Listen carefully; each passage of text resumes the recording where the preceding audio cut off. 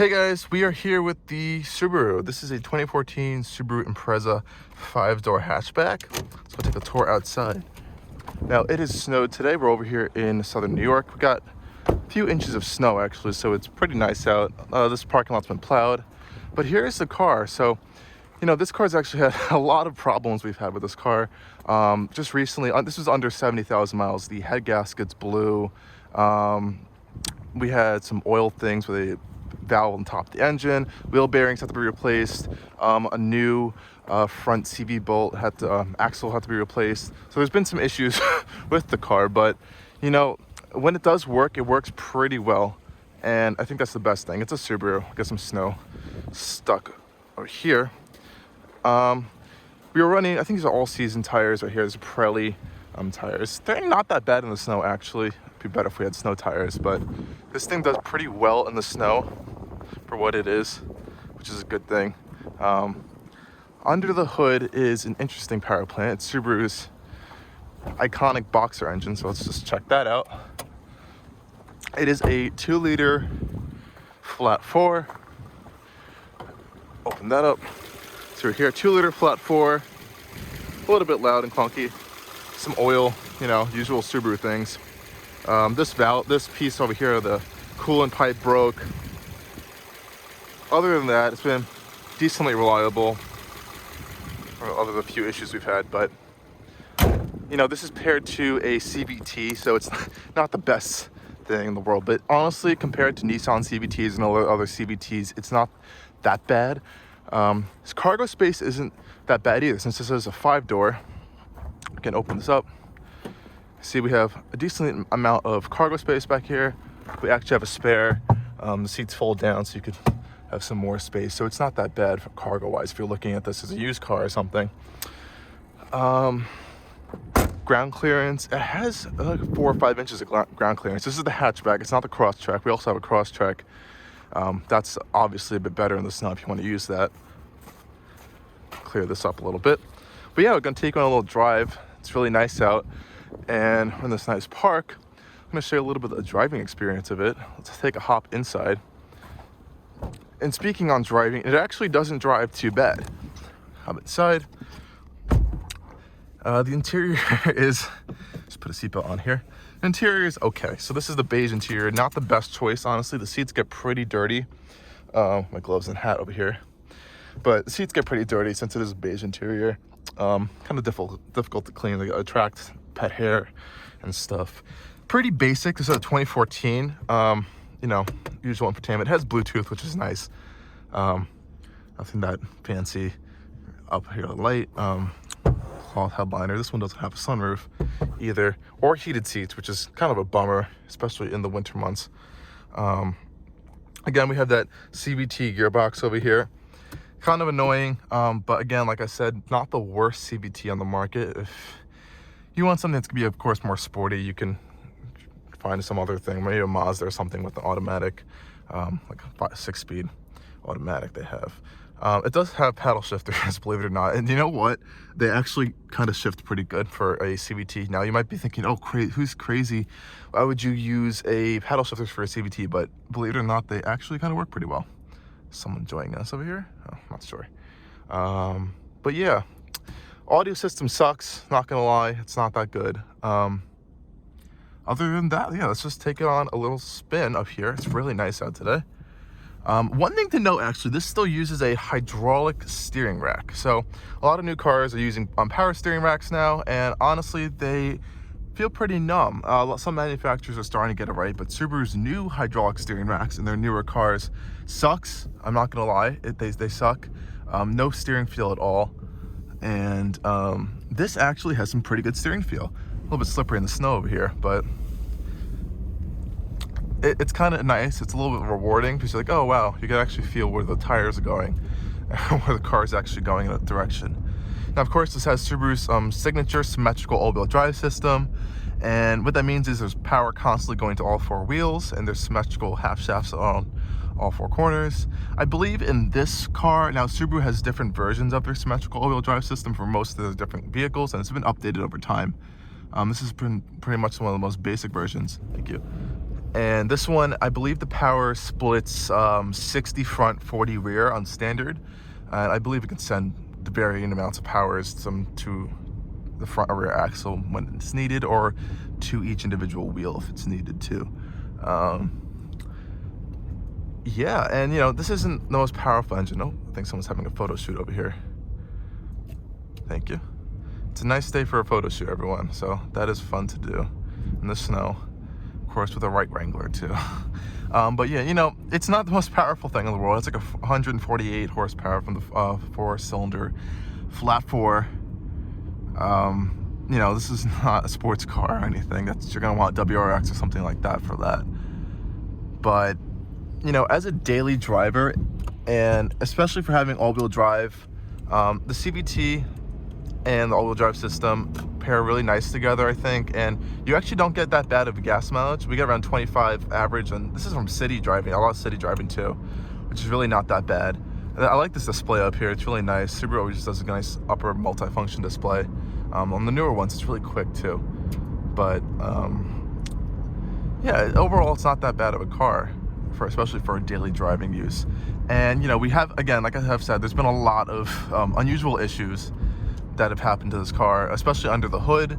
Oil consumption issues, and the head gaskets are Subaru traits. They're iconic of Subaru, so that's something you just have to get used to if you're buying into the brand. But there have been other weird things that aren't really common to other Subarus, which was really interesting that we had to deal with.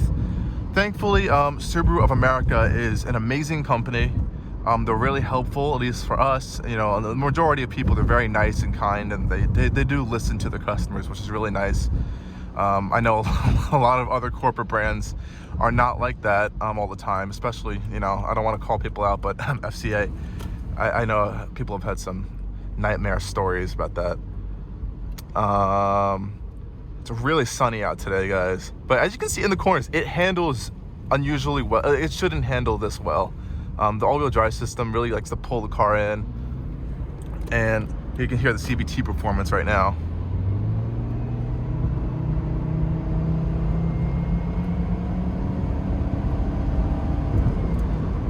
The drone isn't too bad, and honestly, it's paired really well with this powertrain. So I think they did a good job with that. Subaru's, if you are going to have to get a car with a CVT, I would consider a Subaru. Now, one thing is, there's a lot of road noise in this car. There's not a lot of insulation in the doors or the windows. It's not gonna be double laminated or anything. It's gonna be a luxury car, but it's not that bad. It used to be, honestly, be worse. We used to have wheel bearings that were bad in the back, or just fixed, and oh god, the drone was horrible. So, and depending on what tires you have on it, you could have more or less road noise as well. But honestly, it's not too bad if you have the radio blasting or something. Just drown it out a little bit. I know Subaru has corrected this a lot on their newer products with the new Subaru Global Architecture. They have improved a lot of the quality, both inside, outside, and all around the vehicles as well, which is nice to see that they're doing. I'll show you in a second. So if you switch it over to the left in the shifter to manual mode, you can use the paddles. Now, 99% of the people are never going to touch the paddle shifters ever. It's kind of stupid to use them on a CVT. It uses the simulated gear ratios. It's 6 simulated gear ratios, actually. And this one doesn't simulate them if you're like under hard acceleration in automatic mode, unlike a lot of the newer Subarus. So this is one of their earlier CVT gearboxes. But I mean, if you're in like a stuck situation in the snow or something, you could like switch them from like second to third, and it works pretty well, honestly. But you're never gonna need to use them ever. Oh, there's a new Sonata right there. Nice color. But if you do need to use them, they actually work pretty quick. And I have noticed that they kind of unlock a little bit more of the engine. Boxer engines like to rev out a little bit more than other engines, especially since it's naturally aspirated. And the CVT likes to keep the engine in the power band the whole time. So it'll keep it in between like 3,000 or 4,000 RPM if you're really like flooring it most of the time.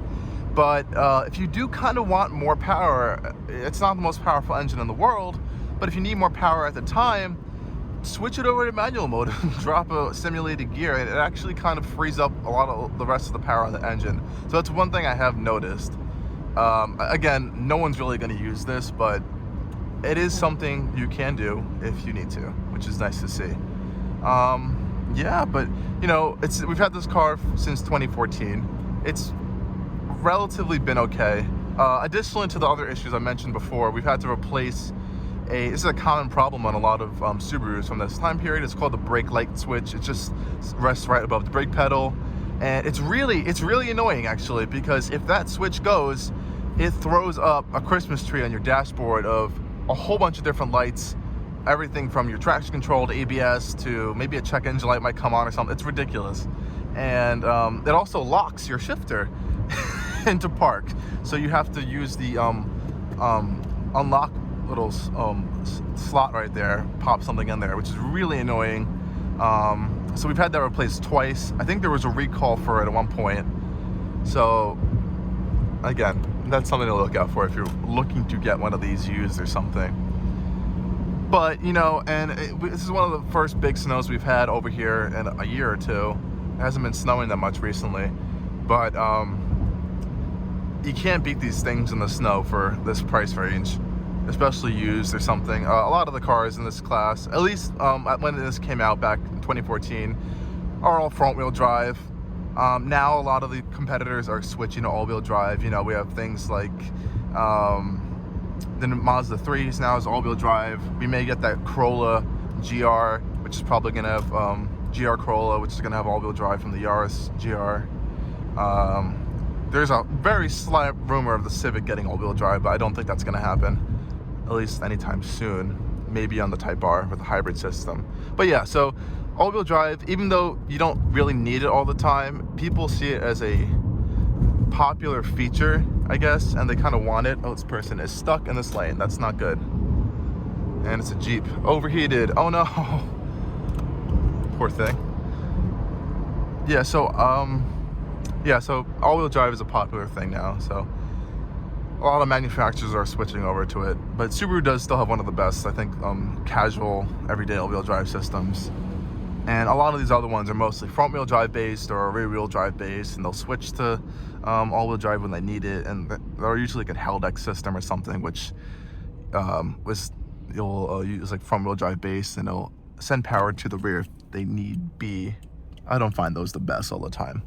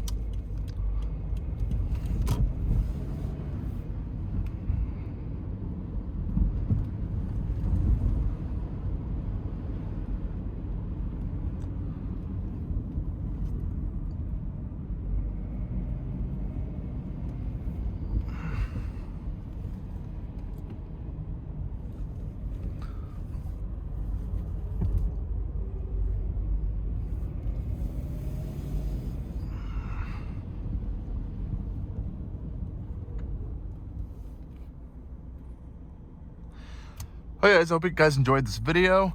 Thanks again for watching. Let me know if you guys want to see more videos like these POV videos. I think they're going to be really fun, and hopefully we'll get to review some more cars soon once the pandemic calms down. So yeah, leave a thumbs up, leave a comment, and thanks again for watching.